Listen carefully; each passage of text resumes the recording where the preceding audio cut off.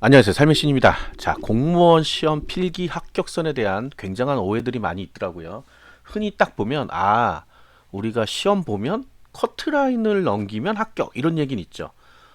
공무원 시험에서는 어떻게 보면 맞고, 어떻게 보면 또 틀린 얘기예요.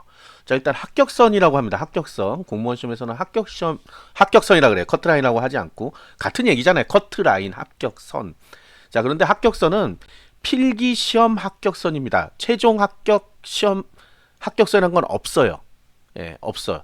왜 그러냐 하면 일단 이거 먼저 말씀드리면 필기 시험은 필기만 보고 시험 점수가 나오죠.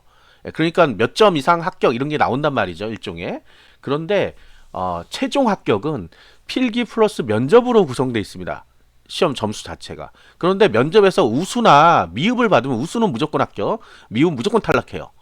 그러니까 낮은 점수에서도 합격할 수 있고 우수 받아가지고 높은 점수인데 미흡 받아 떨어질 수도 있어요. 그 합격선이 애매해져 버리죠. 그래서 최종 합격선이란 건 발표하지 않습니다. 그래서 여러분들이 다 보고 있는 합격선은 필기시험 합격선이에요. 자, 필기시험 합격선 하니까 마치 이 점수만 넘으면 합격할 것 같죠? 맞는 얘기예요. 그런데 이 필기 합격선은 과거의 얘기입니다. 과거의 얘기. 미래 얘기가 아니라 과거 얘기라고. 이미 시험 본 이후에 나오는 거란 말이에요. 시험이 나오고 우리가 선발하는 인원 있죠? 선발하는 인원에서 필기 합격자를 등수를 쫙 매겨갖고 필기 합격자의 마지막 사람의 점수가 필기 합격선이에요. 그러니까 과거야, 과거. 어떤 사람 미래라고 생각하시는 분 있어요. 85점이네. 85점 넘으면 합격하는 건가? 과거야. 왜? 대부분 보는 합격선은 작년 거, 재작년 거 이렇거든요. 이미 지나간 겁니다. 지나간 거. 그런데 그게 올해 시험에도 동일하게 적용된다. 그건 아니죠. 왜? 우리가 대학 갈 때도 대학교 뭐 몇 점 이상 합격 이런 거 수능 몇 점 이상 합격 이런 거 있잖아. 매년 다르게 나오잖아. 근데 공무원 시험에 같다고 생각해요. 매년 다릅니다. 이것도 역시. 자, 그래서 착각해야 하지 말아야 될 거는 최종 합격이 아니고 필기시험 합격자, 필기시험 합격자의 제일 낮은 점수를 공표해 놓는 거예요. 근데 이걸 보고 자꾸 이것만 너무 합격했구나. 물론 작년 사람들은 그것만 너무 합격했죠. 필기를 합격했죠. 필기를. 최종 합격이 아닙니다. 자, 100명 선발하는데 1.5배수를 가령 뽑았다. 그러면 150명이 필기 합격을 합니다. 왜 최종이 아니라고 얘기하는지 이제 알겠죠. 100명을 선발하는데 150명, 120명, 130명 이런 식으로 선발을 해요. 그걸 우리 배수라고 합니다. 배수. 1배수 지역도 있긴 있어요. 100명 뽑는데 100명만 딱 필기해서 합격시키는 경우도 있는데 대부분 지역은 1.1에서 1.3배수까지 1.5는 정말 과한 거고 사실은. 그래서 100명 뽑으면 130명 정도까지 120명 정도까지만 보통 합격시켜요. 그러면 120등의 점수가 86점이다. 그러면 그 점수가 필기 합격선이 되는 겁니다. 거꾸로 생각하면 안 된다 그랬죠. 그러니까 맞긴 맞는 얘기야. 그 점수 이상이면 합격했어. 뭐가? 필기만. 필기만. 왜? 어차피 우리가 100명 뽑는데 지금 120, 130명을 필기해서 합격시킨다 그랬잖아요. 그럼 2, 30명은 어쨌든 떨어집니다. 나중에는. 떨어져요. 왜? 어차피 뽑으려는 사람 100명이라니까? 그럼 애초부터 130명을 뽑아야지. 아니야. 그게 왜냐면 면접 보고 나서 최종 판단하겠다 이런 겁니다. 일종의. 면접도 시험이기 때문에. 그래서 아까도 얘기했지만 우수 받으면 무조건 합격, 미흡 받으면 무조건 탈락. 그럼 대부분은 뭘 받냐? 보통이란 걸 받습니다. 점수가 세 가지밖에 없어요. 그래서 보통을 받으면 면접은 다 동점이네? 그러면 어떻게 되겠어요? 필기 시험 점수로 이제 등수를 매기는 거죠. 그래서 필기 시험 점수가 중요하다 하는 얘기 그런 거고, 이 얘기 많이 들어봤을 거예요. 배수 밖으로 나가면 힘들다. 그 배수란 건 1배수를 얘기하는 겁니다. 1배수. 100명 뽑을 때 100등까지만 합격한다고 생각하는 거예요. 사람들은 다. 근데 그게 어떻게 보면 맞는 얘기입니다. 왜? 면접에서 크게 달라지지 않기 때문에 그래요. 그렇다고 면접을 띵까띵까 논다. 그러면 또 탈락하죠. 미흡으로. 자, 그런 개념으로 접근하면 됩니다. 그리고 이제 합격선은 그 해에, 그러니까 작년이지 대부분 작년 걸 보니까, 작년 시험 걸 보니까, 작년에 합격선일 뿐이에요. 근데 공무원 시험에는 이 합격선이 변동되는 여러 가지 요인들이 있습니다. 그래서 우리가 이거를 법칙을 찾아내겠다 하시는 분은 천재입니다. 천재. 우리가 영화 삼체라는 게 있죠. 삼체. 삼체 문제란 게 있잖아요. 여러 가지 변수가 복합적으로 나오니까 그 공식을 못 만들어가지고 계속 죽잖아요. 거기서 보면. 모르시는 분은 또 한번 보시기 바랍니다. 삼체 문제. 유명한 거예요. 그거 되게 유명한 거. 영화가 유명한 게 아니라 삼체 문제라는 게 되게 유명한 거라고. 그러니까 결국은 보시면, 자, 시험 난이도가 있고요. 난이도가 높으면 어떻게 되겠어요? 어려워, 되게. 그럼 합격선이 내려올 수밖에 없죠. 어려운데 다 어떻게 맨날 90점을 맞아. 내려오죠. 실제 80점대 중후반으로 내려오는 경우 일반 행정 기준으로 하면 어렵다 그러면 80점대 초반부터 중까지 내려오죠. 그 다음에 쉬워요. 그러면 93, 4점까지 올라가죠. 자, 이게 첫 번째 변수야. 근데 두 번째 또 변수가 있어요. 선발 인원수. 왜 선발 인원수가 문제가 될까? 100명 뽑을 때랑 10명 뽑을 때랑 자, 100명을 뽑으면 1.2배수면 120명이죠. 120명. 120명이 합격하는 거잖아. 그러면 20등이 더 밑으로 내려가잖아요. 그럼 10명 뽑으면 12명밖에 안 뽑잖아. 2등만 밑으로 내려가면 돼. 무슨 얘기인지 알겠죠? 20등 밑에 내려가서 합격선하고 2등 밑에 내려가서 합격선하고 어떤 게 더 높아요? 몰라요. 몰라. 왜? 그 해당 지역의 수준 또. 그러니까 수준이라 그러면 골고루 있겠냐? 그러면 1등부터 뭐 20등까지가 점수가 골고루 다 퍼져 있냐? 그렇지 않을 수도 있죠. 상위권만 되게 많아. 막 다 90점, 100점이야. 아, 다 100점이야. 100점이 10명 있고 한 명만 80점이야. 아, 두 명만 맨 마지막에 80점이에요. 가령 다 위는 100점이야. 그러면 합격선은 80점으로 되죠. 80점으로 돼요. 그리고 어떤 데는 130명을 뽑았는데 쭉 내려오니까 70 몇 점이야. 그러니까 70 몇 점이야. 90점이야. 쭉 내려왔는데. 그러면 100점만 잔뜩 있던 이 지역은 나중에 최종 합격하면 사실 100점이 합격하는 거잖아요. 80점은 두 명밖에 없잖아. 맨 마지막 사람 점수니까. 그러면 최종 합격할 때는 100점이 합격해버린단 말이에요. 그럼 실제 최종 합격선은 100점이 됩니다. 근데 여기 90점인데는 92, 3점에서 끝나요. 왜냐하면 등수가 아무리 올라가도 거기는 조밀하게 묶여있기 때문에 2, 3점, 뭐 3, 4점에 끝난단 말이에요. 그러니까 이게 변수야. 그러니까 알 수 없죠. 지금 얘기로는. 진짜 100점만 올지 90점만 올지 80점만 올지는 모르는 거예요. 거기다가 배수 변화도 있어요. 어떤 지역은 1.1배수를 뽑은 경우 있고 어떤 지역은 1.2배수. 이게 정해지지가 않았단 말이에요. 그 지자체에서 원하는 대로 합니다. 그러니까 여러분들 가장 잘못하는 게 뭐냐? 다른 지역하고 비교할 때 이 배수도 안 보고 선발 인원수도 안 보고 그냥 점수만 봅니다. 점수만. 근데 제가 얘기했죠. 최종 합격 점수가 아니라고.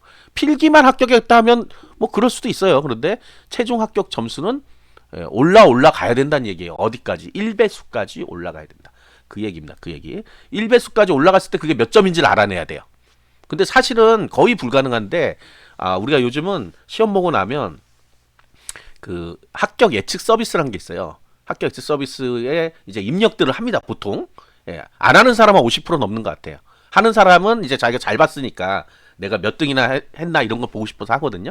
근데 100% 다 입력하지 않아요. 그래서 그때가 되면 왜 입력 안 하냐고 막 뭐라 그래요. 근데 아니 내가 그 회사 로그인도 해야 되고 뭐 그 자기 개인정보 넣어야 되는데 넣기 싫은 사람도 있잖아. 그러니까 이거 착각이 뭔지 알아요? 모든 사람이 다 입력할 거라는 착각부터 시작합니다. 그래서 거기에 이제 등수란 게 나와요. 근데 약간의 이제 뭐 기계적인 걸 넣어가지고 분석을 해서 너는 몇 등 정도다 이렇게 나온단 말이에요. 이 점수면 몇 등 정도다. 근데 그게 절대 점수가 아니에요. 근데 사람들은 그걸 믿습니다. 예. 그거는 모수가 많을 때, 그러니까 입력한 사람이 많을 때, 통계잖아, 통계 일종의. 통계인데, 그럴 때 되는 건데, 그냥 그게 맞다고 믿어버려요. 그 나중에 본인이, 난 10등이었는데, 10명까지 선발하는 거니까, 떨어져요. 난 분명 10등이었는데, 이렇게 했는데, 알고 보면 13등, 14등이었어요. 입력 안 한 사람들이 있는 거지. 뭐 그런 것들. 그러니까 여러분들이 지금 필기 합격선을 뭐 내가 분석해서 어쩌고 저쩌고, 뭐 이렇게 하는 거는 불가능한 일입니다. 아까 왜 그랬어요? 변수가 너무 많아요, 변수가. 변수가 두 개까지만 해도 무슨 방정식이 나오던데, 무슨 공식이 나오던데, 세 개부터 안 돼. 그게 바로 3채 문제입니다, 3채 문제. 그래서 3채 문제야. 4채, 5채까지 돼, 사실은. 이거보다 훨씬 더 많아요. 그 지역의 인구 분포 및 뭐 학력 수준 뭐 이런 것까지 다 들어가야 되거든요, 원래. 자, 그렇기 때문에, 사실상 이거를 법칙을 찾아내겠다, 없습니다. 뭐가 뭐보다 높다, 없어요. 숫자로는 그냥 얘가 얘보다 높은 것 같아. 그거는 보이지만 거기서 아까 얘기했죠. 배수가 다를 수도 있어요. 어떤 지역은 1.2배수를 뽑았고 어떤 1.1배수를 뽑을 수 있어요. 그러나 역시 1배수가 몇 점까지 올라갈지는 모른다는 얘기죠. 그 분포도를 보여주지 않기 때문에 그래요. 알려주지 않습니다. 1배수 몇 점 이렇게 알려주면 얼마나 좋아요. 안 알려줍니다. 그 알려주면 면접 보러 아무도 안 올 거 아니에요. 뒤쪽에 있는 분들은. 그래서 안 알려줘요. 그래서 아무리 본인이 뭐 잘났다고 뭐 내가 합격선을 분석했는데 거짓말. 이게 간단한 사기에 속는 거예요, 사실 알고 보면. 되게 뭐 잘났다 뭐 그러는데 어떤 예전에 굉장히 많았어요. 뭐 자기가 5년치를 뭐 평균을 내고 어쩌고 저쩌고. 그 평균 내면 뭐 하냐고. 그러면 각종 공식을 다 넣어야 돼요. 아까 얘기했던 난이도도 넣어야 되고 난이도가 자기가 분석을 해야지 이게 5점인지 4점인지 뭐 몇 가중치를 얼마 줄 건지 뭐 이렇게 해갖고 평균 점수란 걸 만들어가지고 평균 점수에서 그래서 거기에 있는 지역별 사람들의 분포도 뭐 힘들어요. 네. 그래서 결국은 못합니다. 그리고 더 놀라운 거는 다른 직렬하고 합격선을 네, 비교하시는 분들이 있어요. 정말 웃기죠. 이렇게 얘기해요. 일반 행정보다 세무가 합격선이 낮네요. 그러면 세무가 더 쉬운 거 아닌가 이렇게 물어본단 말이야. 절반은 맞고 또 절반은 틀린 얘기예요. 왜? 사람을 많이 뽑아 세무가 국가직 같은 경우에는. 근데 지방직은 많이 안 뽑아요. 그러면 지방직 많이 안 뽑는데 한 10명 뭐 이거 뽑는데 일반 행정은 오히려 30명 40명씩 뽑거든. 그러면 세무에서 점수가 만약에 더 낮다 일반 행정보다 그러면 세무가 쉬운 거예요? 아까 얘기했죠. 어려우니까 합격선이 내려가죠. 그 사람들이 공부 안 한 사람들은 아니잖아. 공부한 사람인데 왜 점수가 낮아져? 어려우니까. 어렵다는 생각은 안 한단 말이에요, 여러분들. 예, 어려우니까 내려가죠. 어려우니까. 물론 사람을 엄청 많이 뽑아요.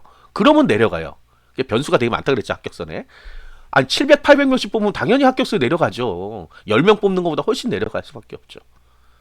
그런 여러 가지 변수가 있기 때문에 뭐 사회복지랑 세무나 전산 중에 뭐가 쉬워요? 뭐가 쉽긴 뭐가 쉬워? 본인이 공부를 잘할 수 있는 게 쉬운 거지. 어차피 세 과목은 똑같죠. 국어, 영어, 한국사는 다 들어있기 때문에.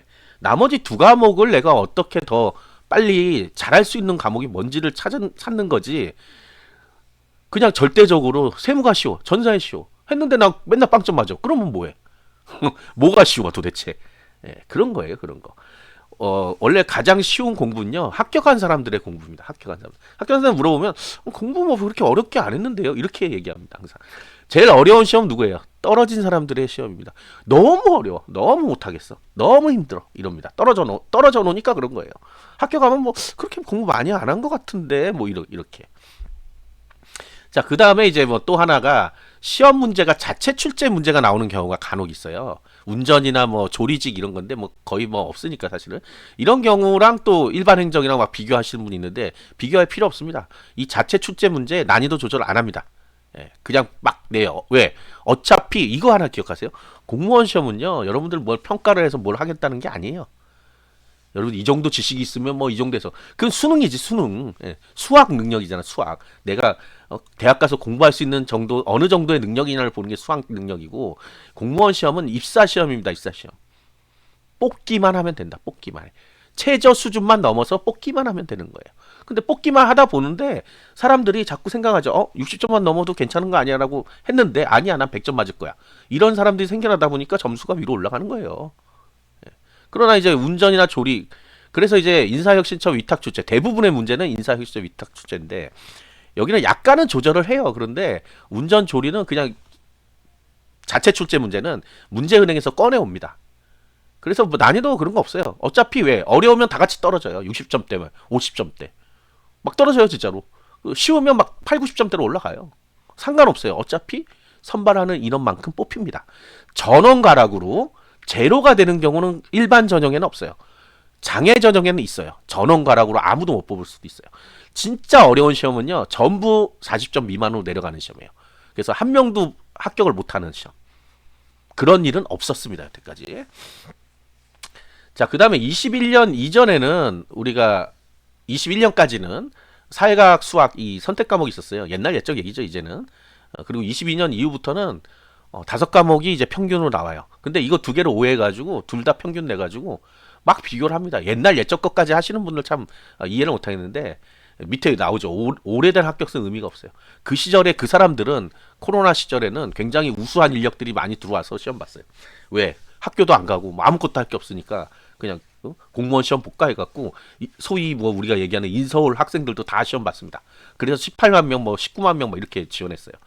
근데 지금은 그렇지 않아요. 지금은 그렇게까지는 아닙니다. 그래서 옛날 거 뭐 21년도 거 보면 뭐하고 22년 거 보면 뭐하냐고. 합격선은 작년 정도만 그냥 상대적으로만 비교하는 거예요. 상대적으로. 어떤 거. 뭐 경기도 내에 수원시와 뭐 안양시와 무슨 시가 있다. 그러면 거기 사이에서 약간의 차이는 있거든요. 근데 그거 비교도 할 필요 없어 사실은. 아까도 얘기했지만 배수의 문제, 그 다음에 선발 인원의 문제가 있기 때문에 선발 인원이 같아야지 뭘 분석할 수 있다니까. 선발 인원이 같아야. 우리가 대학 입시에서 왜 그런 것들이 가능하냐, 뭐 몇 점 이상이면 어디 합격 뭐 이런 거 나오잖아요. 왜 같냐? 항상 입학 정원은 동일합니다. 그러니까 이 과에서 30명 뽑는다 그러면 매년 30명씩 뽑아요. 크게 변동되지 않는 한은. 이번에 의대 같은 경우는 늘어났잖아요. 뭐 그러면 이제 막 혼란이 오는 거거든요. 근데도 상위권부터 몇 명 뽑는지를 알기 때문에 짝짝짝짝 내리다 보면 나와요. 그런데 이 공무원 시험 그런 게 없습니다. 다 달라요. 그래서 자, 합격선 분석하지 마요. 그리고 합격선을 목표로 공부하시는 분들이 있던데 바보짓 하는 겁니다, 진짜. 합격선은 작년의 합격선, 재작년의 합격선이라니까. 물론 뭐 90점 넘으면 대부분 합격합니다. 그런데 가끔 제가 아까 얘기했죠. 그냥 90점이라고 절대 점수를 놓을 수가 없어요. 너무 쉽게 나오면 95점까지도 올라갈 수 있단 말이야. 한두 개 틀려야 합격할 수도 있단 말이야. 그러니까 목표가 몇 점이 돼야 돼요, 그러면? 무조건 다 맞겠다라는 생각을 해야 돼요.